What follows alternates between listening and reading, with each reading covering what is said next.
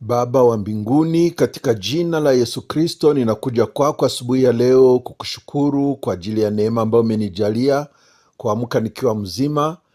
Ninakushukuru pia kwa sababu umewaamsha wapendwa wote walio sehemu mbalimbali katika ulimwengu huu, wote wale ambao wanaweza kunisikia, wale wote ambao tunashirikiana katika wewe.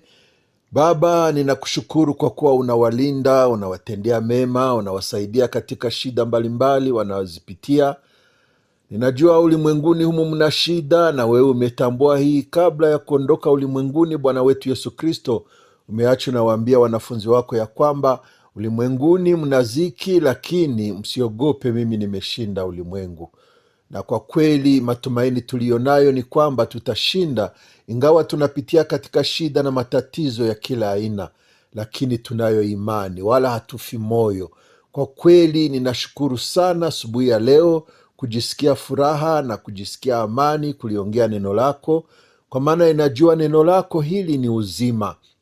Kwa kila anayelisikia, ninajua neno hili linakuja kama vile suluhisho ya tatizo aliyonayo. Neno lako ni dawa, neno lako ni chakula, neno lako ni nguvu, ni uzima. Neno lako ni silaha ambayo tunaitumia katika hii vita ambayo tunaifanya siku kwa siku na adui zetu, tangia mwili wetu na adui shetani mwenyewe ambaye anatushawishi na kutuonyesha ulimwengu na mapambo yake. Basi vita vyote tunavyovipigana, hakuna njia nyingine ya ushindi isipokuwa kwa njia ya neno lako. Basi utusaidie Baba, ili tulitowapo neno lako tusilitowe kama mawazo yetu yalivyo, bali tulitowe sawasawa na mapenzi yako. Na neema yako tunaomba Baba, ili iwe juu yetu na itusaidie kuliongea sawasawa na mapenzi yako, halafu na yule anayelisikiliza pia limuwezeshe kuelewa. Neema hii Baba, itokaa nayo na yule Roho wako Mtakatifu ambayo umetupatia kama msaidizi, kama kiongozi. Basi iwe juu ya kila mmoja wetu Baba. Na wakumbuka haswa walio katika shida na matatizo mbalimbali, haswa ndugu zangu walioko Kongo, mahali ambapo vita na matatizo ya uongozi nchi, yaani kila kitu ambacho hakiendeke Baba, ninajua kinaleta tatizo kwa wenyeji ama kwa wakaaji wa nchi hiyo. Vita na matatizo katika ulimwengu sehemu mbalimbali, huko Ukraine na Asia Baba, tunasikia vita huko Palestine, tunasikia Israeli huko nao wakipambana na hao makaidi. Yaani Mungu, tuna shida ulimwenguni leo, lakini hatufi moyo kwa sababu hii yote imetabiriwa. Basi tunaamini ya kwamba neema yako itakuwa juu ya watu wako, utawawezesha kustahimili hali wanayoipitia.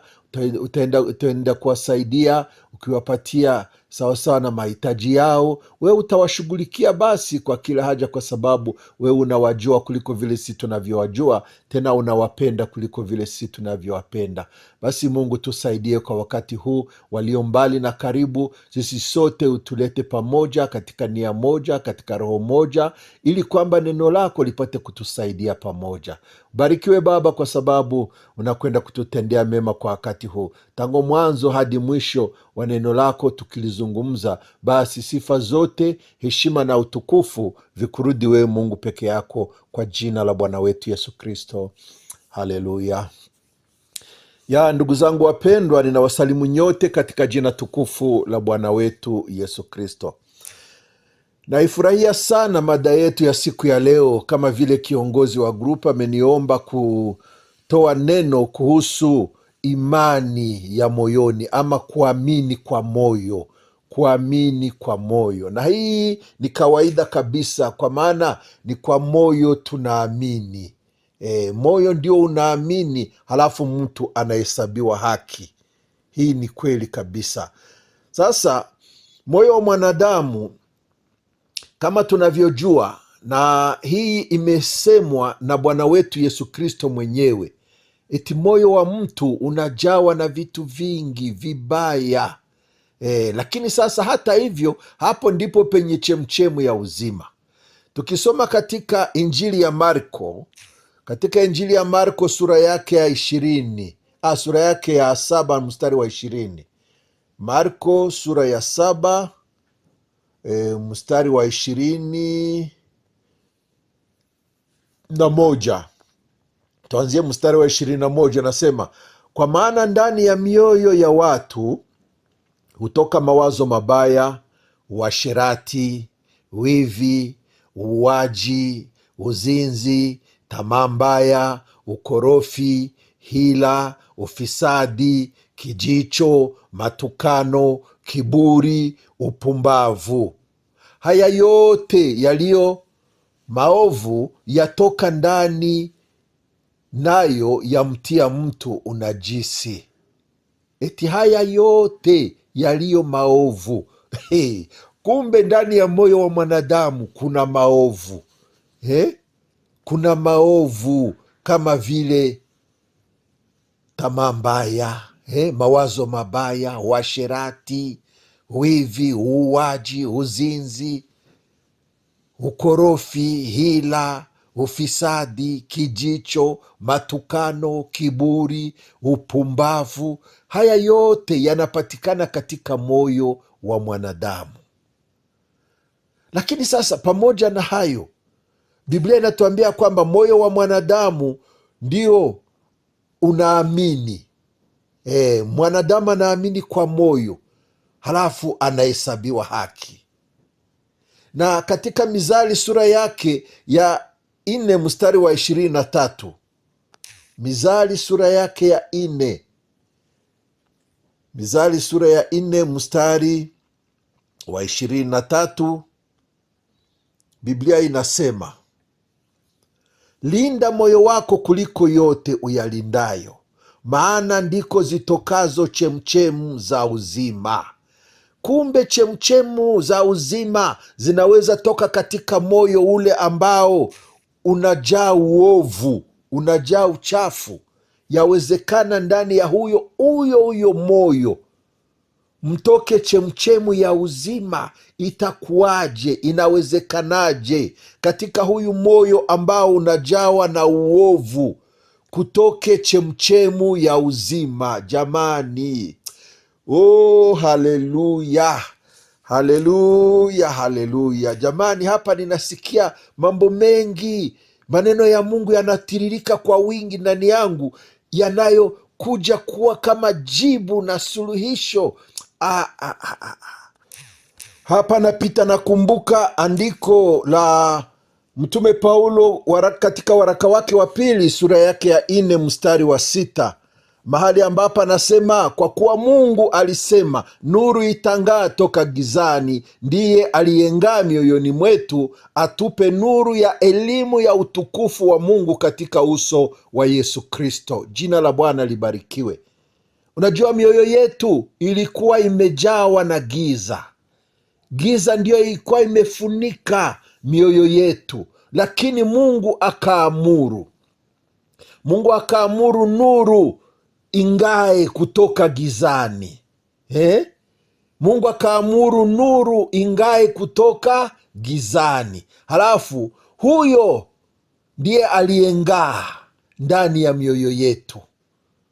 Mungu katika yule moyo ambao ulikuwa umejawa na mambo mabaya kama tunavyotoka kuongea, katika moyo ule ambao ulikuwa unajaa giza, Mungu akaamuru nuru ing'ae kutoka gizani. Huyu ndiye aliyeng'aa moyoni mwetu, akatupa nuru ya elimu ya utukufu wa Mungu katika uso wa Yesu Kristo. Unajua, Yesu Kristo ndiye amekuja kutuonyesha ama kutufunulia Mungu Baba, kwa maana yeye mwenyewe amekuja, ndiye sura ya Mungu halisi. Ukimwona yeye umemwona Baba. Halafu tumeona utukufu, tumeona nuru kutoka kwake. Halafu mioyo yetu ambayo ilikuwa imejawa na giza ikatiwa nuru. Jina la Bwana libarikiwe. Ndugu zangu wapendwa, somo hili linanitia moyo sana. Somo hili linanibariki na ninaamini ya kwamba wewe pia litakubariki. kwa sababu moyo wa mwanadamu kama tulivyoona unajawa na vitu vingi vibaya, lakini pia ndani yake humo ndimo mnatoka chemchemu ya uzima. Na ingawa ndani ya moyo wa mwanadamu muna mambo mabaya mengi kutokana na ule uharibifu tuliourithi kutoka Adamu, lakini kwa moyo ule ule tunaamini na kuhesabiwa haki. Warumi sura yake ya 10 mstari wa 10.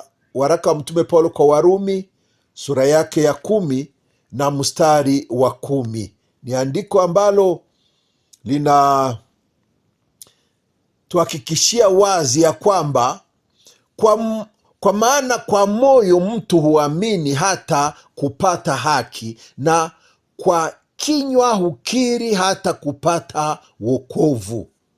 Eti kwa maana kwa moyo mtu huamini hata kupata haki, na kwa kinywa hukiri hata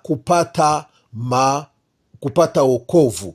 Basi ikiwa huyu moyo wa mwanadamu ambao umejawa na uchafu wa kila aina kama vile tulivyosoma katika Warumi katika Marko sura yake ya 7 kuanzia mstari 21, lakini ingawa hivyo Biblia inasema ya kwamba kwa moyo ule mtu anaamini. Unajua yale mawazo mabaya ambayo yanapatikana katika moyo wa mwanadamu, nasema moyo wa mwanadamu, huyu mwanadamu ambaye ni wa asili, mawazo yake ni maovu tu, ni mawazo mabaya. Lakini katika mawazo yale yale mnatokea pia nia ya Mungu, ambayo inamfanya mwanadamu apate kugeuka. Kilichokuwa kibaya kinageuka kizuri. Mahali palipokuwa giza panatiwa nuru. Na kama vile Biblia inasema kwa mstari wa 17, ninasema Warumi yule waraka ule wa Mtume Paulo kwa Warumi sura yake ya 10 mstari wa 17, anasema basi imani chanzo chake ni kusikia, na kusikia huja kwa neno la Kristo. Hili neno la Kristo ndiyo nuru ambayo inakuja kung'aa gizani, inakuja kuangazia ule moyo ambao ulikuwa umejawa na giza. Neno la Mungu linakuja kama nuru, alafu linaangazia ule moyo ambao ulijawa na uchafu wa kila aina.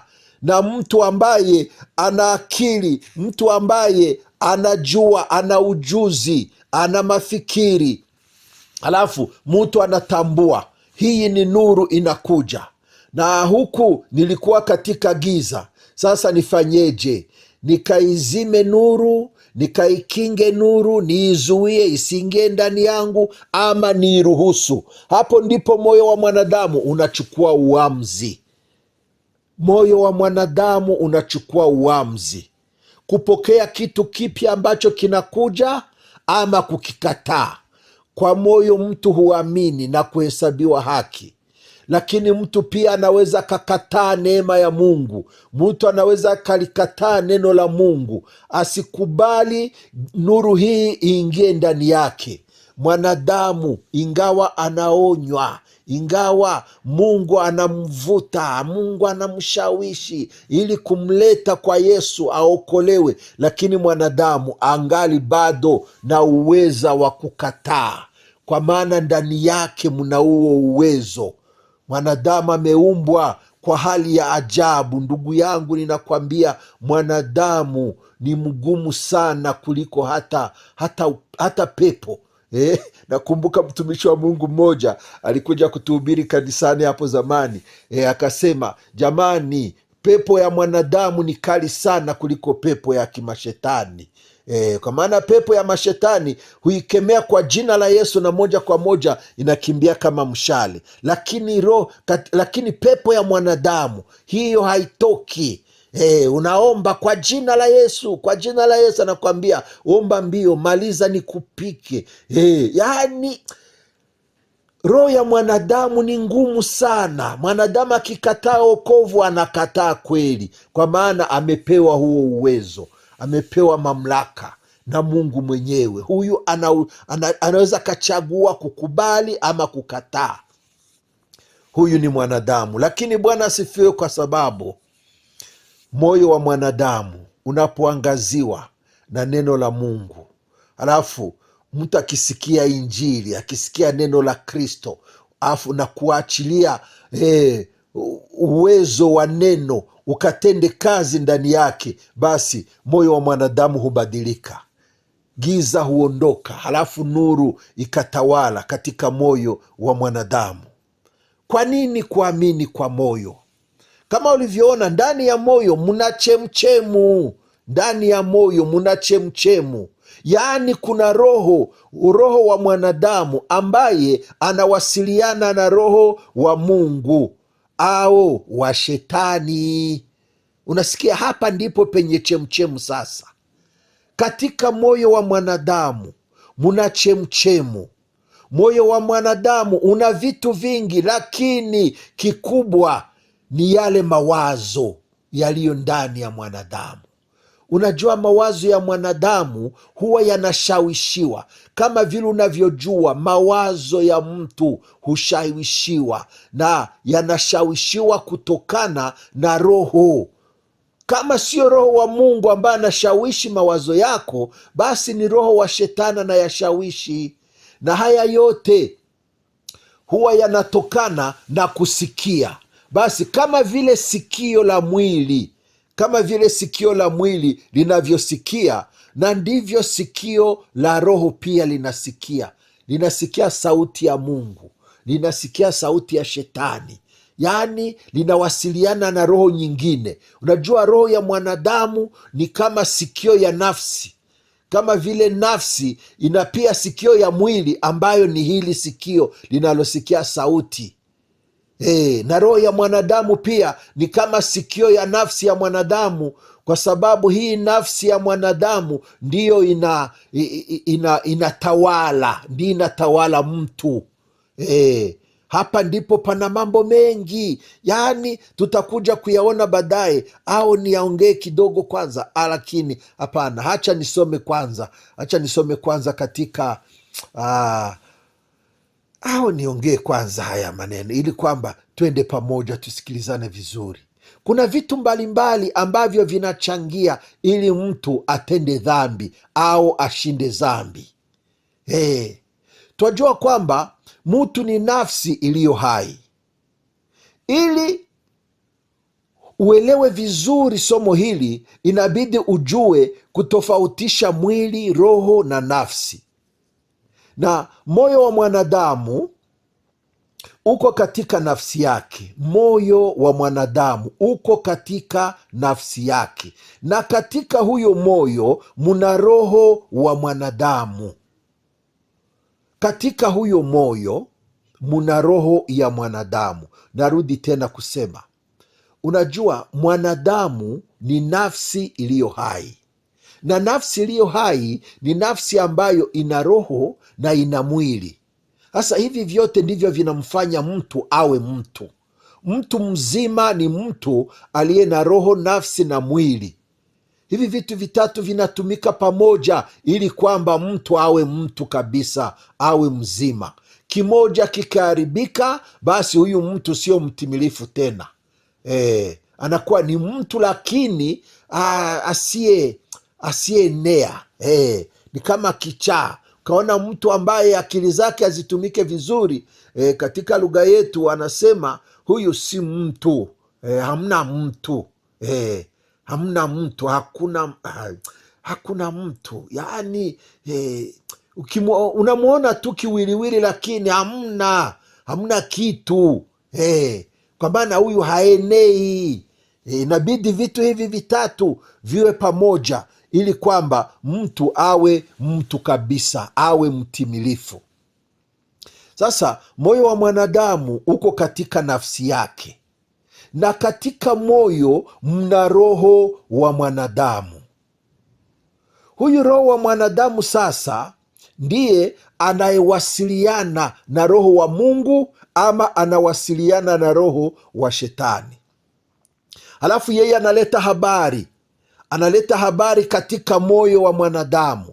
Kwa maana hapa katika moyo wa mwanadamu ndiko tunakutana mambo. tunakutana mambo mengi kama vile akili. Unajua akili ya mtu imo katika nafsi yake.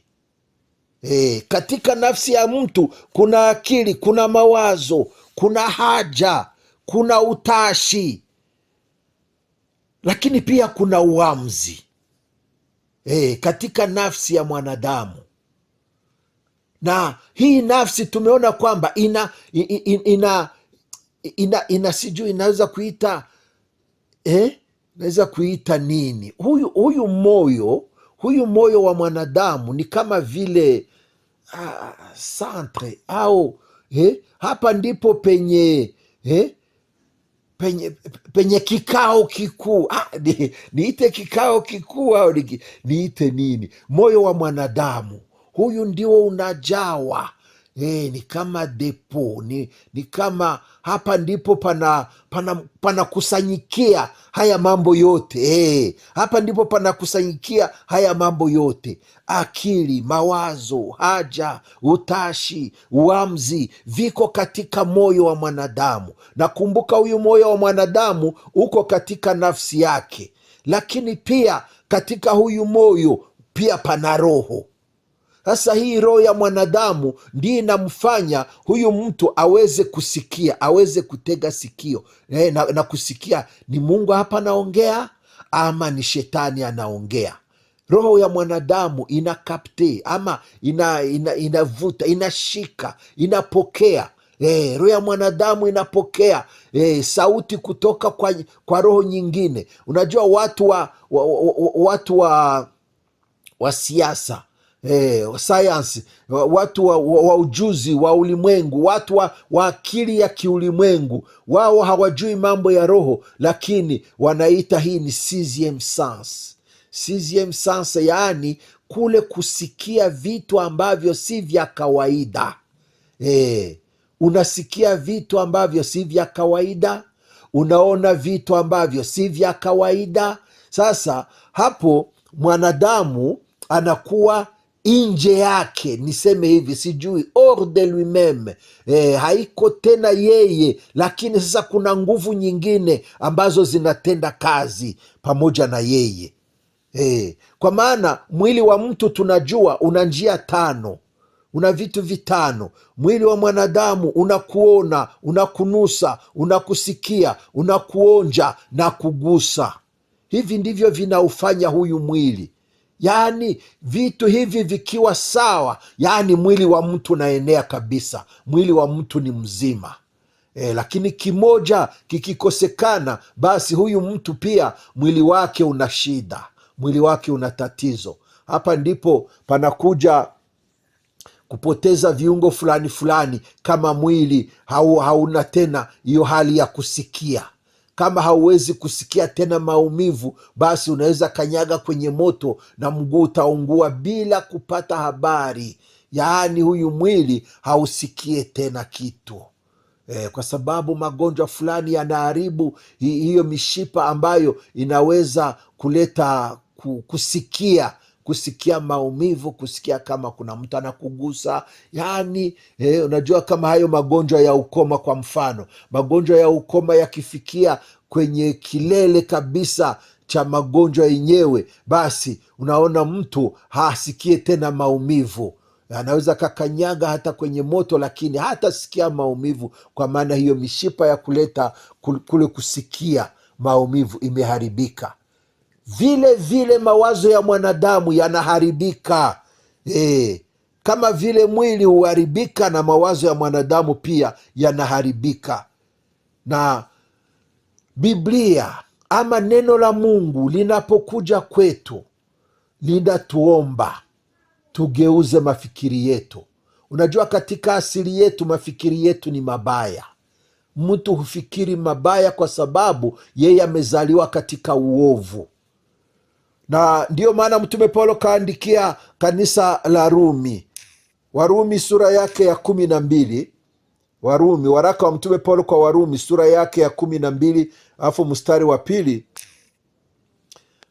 wa pili anasema, wala msiifuatishe namna ya dunia hii, bali mgeuzwe kwa kufanywa upya nia zenu, mpate kujua hakika mapenzi ya Mungu yaliyo mema, ya kumpendeza na ukamilifu.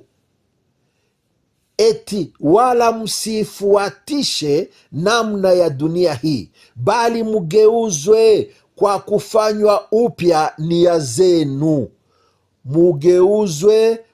Mugeuzwe kwa kufanya, bali mgeuzwe kwa kufanywa upya nia zenu, mpate kujua hakika mapenzi ya Mungu yaliyo mema, ya kumpendeza na ukamilifu.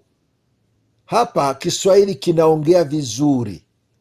Kufanywa upya nia zenu, kufanywa upya nia zenu. Unajua, hauwezi kufanya kitu isipokuwa una nia fulani. Hauwezi kufanya kitu isipokuwa una nia fulani. Sasa mawazo yetu, mafikiri yetu inabidi yageuke kutokana na nia ambayo tumepata. Kama una nia mpya, una nia ya Kristo ndani yako, basi mawazo yako pia inabidi yageuzwe, yafanywe upya. Eti wala msifuatishe namna ya dunia hii, bali mgeuzwe kwa kufanywa upya nia zenu. Nia zenu zifanywe upya. Kwa Kifaransa wanasema, yani, au tusome kwanza kwa Kiingereza hapa. Wanasema, and be not conformed to this world, but be you transformed by the renewing of your mind. Hapa ndipo ninataka sana usikie, by the renewing of your mind, that you may prove that is that good and acceptable and perfect will of God. Sasa twende kwa Kifaransa nako tusikie kwa Kifaransa wanaongea nini. Ninajua hapa kwa Kifaransa wanaongea vizuri kabisa. Hapa nilikuwa nasema Warumi sura yake ya 12 mstari wa pili, nasema, ne vous conformez pas au siècle présent, mais soyez transformés par le renouvellement de l'intelligence, afin que vous discerniez quelle est la volonté de Dieu, ce qui est bon, agréable et parfait. Ne vous conformez pas au siècle présent, mais soyez transformés par le renouvellement de l'intelligence. Renouvellement de l'intelligence ni kufanywa upya katika nia zenu. Kufanywa upya katika nia. Basi nia ya mwanadamu ni mbaya tangu zamani, tangu awali, tangu mwanadamu awe awe amejitenga na Mungu. Nia yake ikawa mbaya, ikaharibika. Lakini sasa, pamoja na Injili ambayo tumeletewa na Bwana wetu Yesu Kristo, tunaombwa kufanywa upya nia zetu, tubadilike ili kwamba tuwe na nia mpya. Na hii nia mpya ndiyo inamfanya mtu kuwa mpya ama kuwa kiumbe kipya. Unajua, kadiri mtu anavyofikiri, Biblia inasema na ndivyo alivyo. Katika Mithali sura yake sijui ya 23, Mithali sura yake ya 23 mstari wa 7, mstari wa 7 anasema, maana aonavyo nafsini mwake ndivyo alivyo. Maana aonavyo nafsini mwake ndivyo alivyo. Lakini sasa hapa hawakuongea vizuri hii Kiswahili. Hapa tafsiri yake ni sawa, lakini inabidi tusome katika lugha nyingine ili tupate kusikia kabisa. Kwa maana katika lugha ya Kiingereza wanasema, for as he thinks, yani kama anavyowaza, anavyofikiria, in his heart, anavyofikiria katika moyo wake, so is he. For as he thinks in his heart, so is he. Anavyofikiri katika moyo wake ndivyo alivyo. Lakini hapa kwa Kiswahili wameandika maana aonavyo nafsini mwake.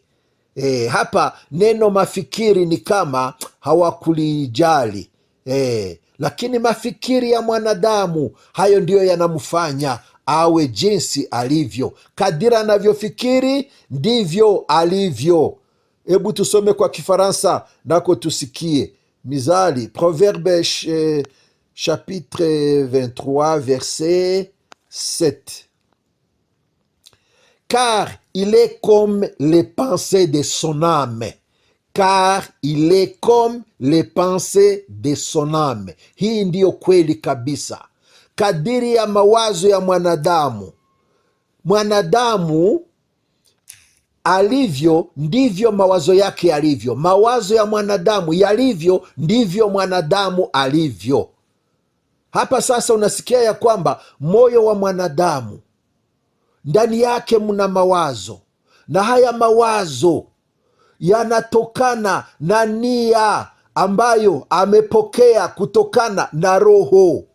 Roho ndiyo inasikia sauti, roho inashawishika na roho chafu. Alafu hii roho ndiyo inaleta mawazo ndani ya mwanadamu, mawazo ya kutenda mabaya.